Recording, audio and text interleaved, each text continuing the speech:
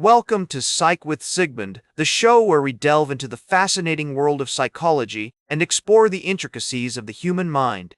I'm your host, Sigmund, and today we're going to talk about a concept that's deeply ingrained in our daily lives: social comparison theory. You might not even realize it, but every time you scroll through social media, compare your salary with a friend's, or feel a pang of envy towards someone's success, you're engaging in social comparison. So, what is social comparison theory? In simple terms, it's the idea that we tend to evaluate ourselves by comparing ourselves to others. This concept is important in psychology because it reveals how our self-perception and self-esteem are shaped by our social interactions and observations. By understanding social comparison theory, we can gain insight into why we often feel inadequate or superior to others, and how these feelings impact our mental health and behavior. The concept of social comparison theory emerged in the 1950s with the work of psychologist Leon Festinger, who proposed that people have a fundamental drive to evaluate themselves by comparing themselves to others.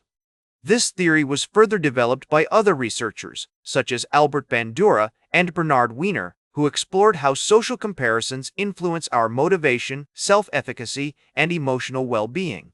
One key aspect of social comparison theory is the idea that we tend to compare ourselves to others who are similar to us in terms of demographics, interests, or values. This is known as the similarity hypothesis. For example, a college student might compare their academic performance to that of their classmates, rather than to someone who is already established in their career.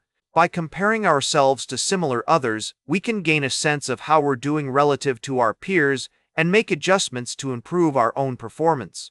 However, social comparisons can also have negative consequences, such as decreased self-esteem, anxiety, and depression. When we compare ourselves unfavorably to others, we may feel inadequate or inferior, which can lead to a range of negative emotions and behaviors. On the other hand, when we compare ourselves favorably to others, we may experience feelings of pride and superiority, but these feelings can also be fleeting and unstable. Research has shown that social media platforms like Facebook, Instagram, and Twitter can exacerbate social comparison tendencies. A study published in the journals Cyberpsychology, Behavior, and Social Networking found that people who spent more time on social media were more likely to experience depression, anxiety, and loneliness. Another study published in the Journal of Social and Clinical Psychology found that exposure to idealized images of others on social media can lead to decreased self-esteem and life satisfaction. To illustrate this concept in action, let me share a case study with you. Imagine Sarah, a 30-year-old marketing professional who's struggling with feelings of inadequacy after seeing her friends' promotions on LinkedIn. She starts to wonder if she's not good enough or if she's stuck in a dead-end job. By recognizing that she's engaging in social comparison, Sarah can take a step back and reevaluate her own goals and accomplishments. She might realize that her friends' successes don't diminish her own worth, and that everyone has their unique path to success. Therapists often use social comparison theory to help clients develop more realistic and compassionate self-evaluations. By acknowledging that everyone presents a curated version of themselves on social media, we can avoid unfair comparisons and focus on our own strengths and achievements. Cognitive behavioral therapy, CBT, is one approach that can help individuals identify and challenge negative thought patterns related to social comparison. In addition to individual therapy, there are also strategies that we can use in our daily lives to mitigate the negative effects of social comparison. For example, we can take breaks from social media or limit our exposure to platforms that tend to trigger feelings of inadequacy or envy.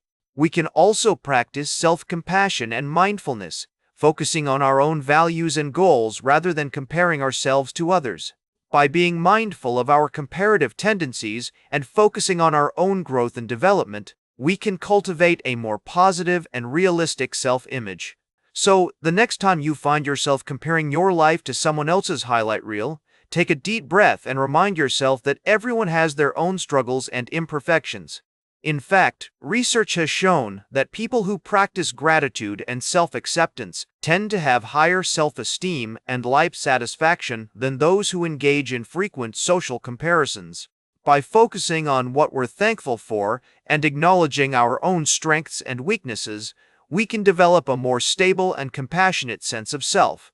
Remember to like, share, and subscribe, and until next time, may your ego find balance between pleasure and reality.